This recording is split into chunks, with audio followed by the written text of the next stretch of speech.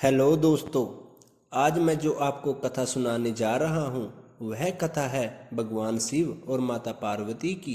एक बार माता पार्वती भगवान शिव को पाने के लिए बहुत ही कठोर तपस्या कर रही थी।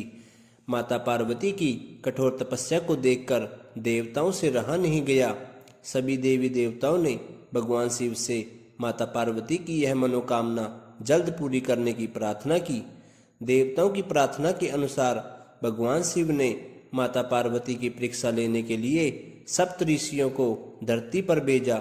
सप्त ऋषियों ने धरती पर पहुंचकर माता पार्वती के आगे भगवान शिव के कई अवगुण सुनाए, परंतु माता पार्वती ने उनकी एक न सुनी और अपने संकल्प पर अडिग रही और बोली कि भगवान शिव में चाहे लाख अवगुण हो फिर भी मैं उन्हीं से विवाह करूंगी। फिर भगवान शिव ने स्वयं ही माता पार्वती की परीक्षा लेने की सोची। जहां माता पार्वती तपस्या कर रही थी वहीं पास के एक तालाब में मगरमच्छ ने एक बालक को पकड़ लिया। बालक जान बचाने के लिए चिल्लाने लगा। उस बालक की चीख सुनकर माता पार्वती तालाब के पास पहुंची। उन्होंने देखा कि एक मगरमच्छ बालक को खींचकर तालाब में ले जा रहा है। माता पार्वती ने मगरमच्छ से विनती करते हुए कहा, मगरमच्छ इस बालक को छोड़ दो, बदले में तुम्हें जो भी कुछ चाहिए मैं तुम्हें ला कर दूंगी। माता पार्वती की बात सुनकर मगरमच्छ बोला, हे देवी, मैं इसे एक ही साथ पर छोड़ सकता हूँ।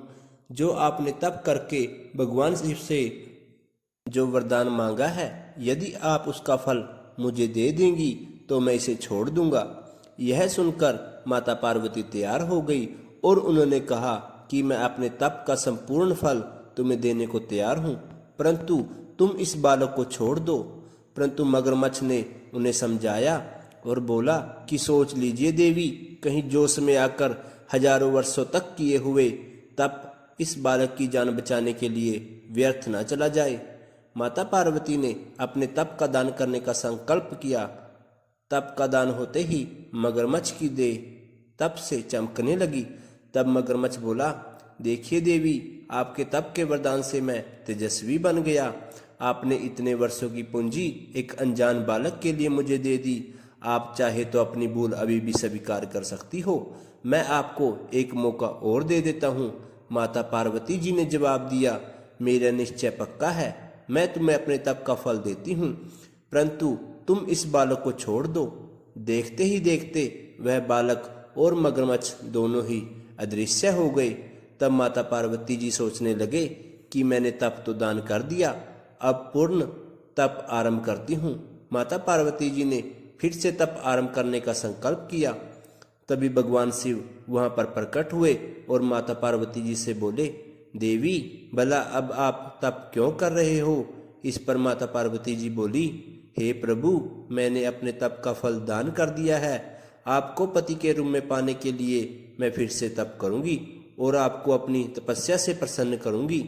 भगवान शिव बोले, हे देवी, मगरमच्छ और बालक के रूप में मैं ही था। देवी, आपकी परीक्षा लेने के लिए ही मैंने यह लीला रची थी। आपने अपने तप का फल मुझे ही दिया है, इसलिए आपको और तप करने की आवश्यकता नहीं है। माता पार्वती ने भगवान शिव को प्रणाम किया और प्रसन्न मन से भगवान शिव को विदा किया। भगवान शिव और माता पार्वती की यह कथा आपको कैसी लगी, हमें कमेंट बॉक्स में जरूर बताएं।